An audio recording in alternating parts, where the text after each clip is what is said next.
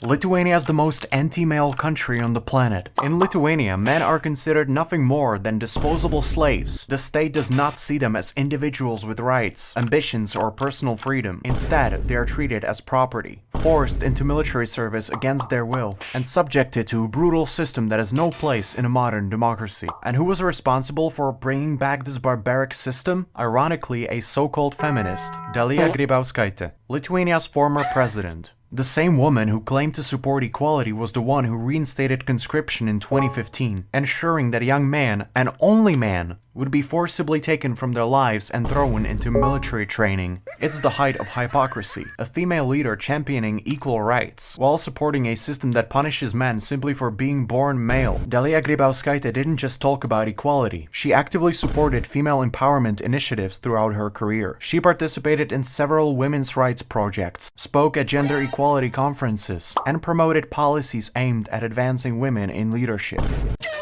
Yet, despite her advocacy for equality, she reinstated conscription in 2015, a system that forces only men into military service against their will, championing empowerment for women while putting men into slavery. Lithuania loves to present itself as a progressive, forward-thinking European nation. But how can a country be progressive when it treats half of its population as expendable? How can it call itself a democracy when men are denied a fundamental human right, the right to choose their own future? The young men of Lithuania have no say in this. They cannot refuse. They are simply forced to comply, under threat of fines, imprisonment, and social stigma. Every year, thousands of Lithuanian men are taken away from their studies, their jobs, their families, and their futures. Some return broken, physically and mentally. Lithuania's conscription system is not just outdated, it is blatantly sexist. It forces only young men into military service while women remain completely exempt. What makes this even worse is that this system was introduced by a self-proclaimed feminist female president, upheld by a female prime minister, and continues under a female defense minister. So those are literally female politicians making choices over male bodies. While these leaders advocate for gender equality in every other aspect of life, they seem to have no problem forcing only men to sacrifice their time, their freedom, and even their lives for the state. If the real gender equality is the goal, why is military service still a burden placed only on men? In Lithuania, women have the privilege to choose whether they want to join the military, while men have no choice at all. This is not equality, it's hypocrisy. The message is clear: when it comes to rights, women deserve equal treatment. But when it comes to responsibilities, men must carry the burden alone. This system treats men as disposable tools while protecting women from the same obligation.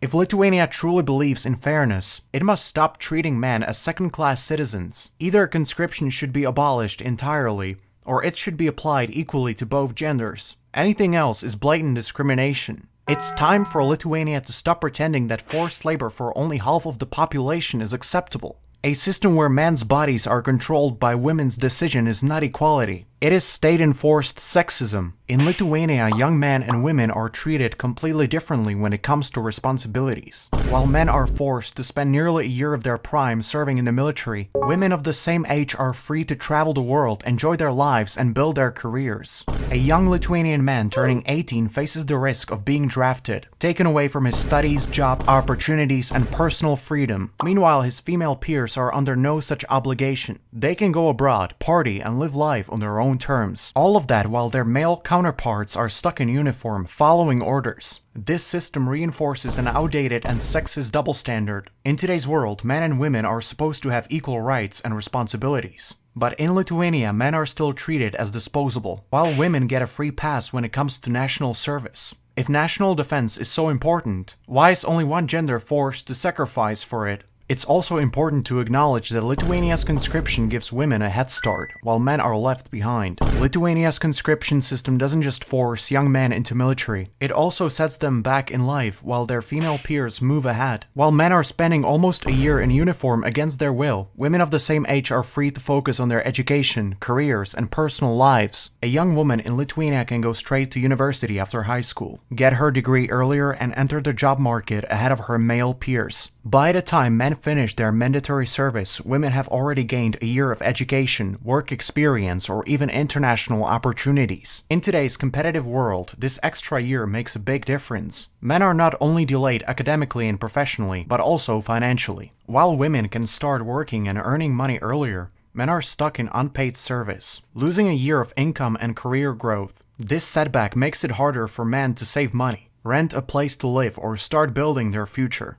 And stop telling me your BS that women have children. They are not obliged to have children, okay? This argument would only be valid if women were forced by the state to have children. That's like if the population was decreasing so the state just suddenly imposed a law that says all women have to have children. You can probably imagine how effed up that sounds. Lithuania's current conscription system is outdated, ineffective, and deeply sexist. By forcing young men into military service while leaving women out, it upholds old gender roles and fails to create a truly modern, professional defense force. Instead of continuing this unjust and ineffective system, Lithuania should follow Sweden's example by implementing a gender-neutral and selective service model, where only the most motivated and capable individuals end up serving. The Swedish model does not rely on coercion but on competence. It treats both men and women equally, ensuring that those who serve are genuinely interested in military service. This not only leads to a more professional and prepared military, but also respects individual rights and choices. Unlike Lithuania's current system, which forces men into service while allowing women to opt out entirely, Sweden's approach is fair and modern. Furthermore, forcing unwilling conscripts into the military is not just unjust, but also counterproductive. Forcing people to serve against their will does not make the military stronger,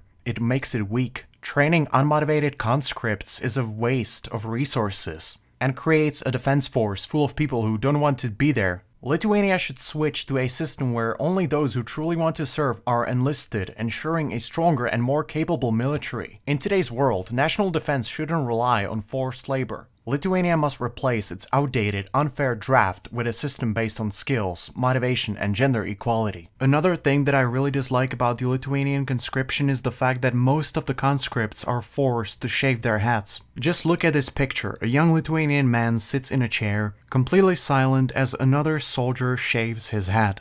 Around him, others wait for their turn, knowing that they can't do anything about it. Some of them look angry, some just empty. This isn't about honor. It's not about defending the country. It's about control. These young men had plans, dreams. Maybe they wanted to study, work, travel, but none of that matters now. The army has decided their fate. They are just bodies to be used. The head shaving isn't just about hair. You're not in charge anymore. Your time, your freedom, even your appearance, it all belongs to the military now. So this is how the Lithuanian army treats women, okay? Those are some high school girls, you know, they get flowers, some chocolate, whatever. And then guys, basically boys of their same age, are treated like this. Forced into military against their will, getting their head shaved. You know, absolutely. Lithuania's compulsory military service is pure cruelty. Look at this. They're forced to shave their heads. That is just absolutely inhumane. That's unacceptable.